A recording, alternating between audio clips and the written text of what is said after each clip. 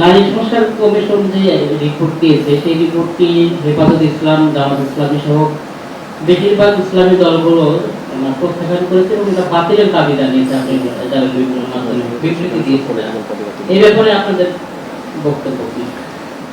এই রিপোর্টটা তো আমি যে জানা মতে যে এটা ঐক্যমত্য কমিশনে যাবে।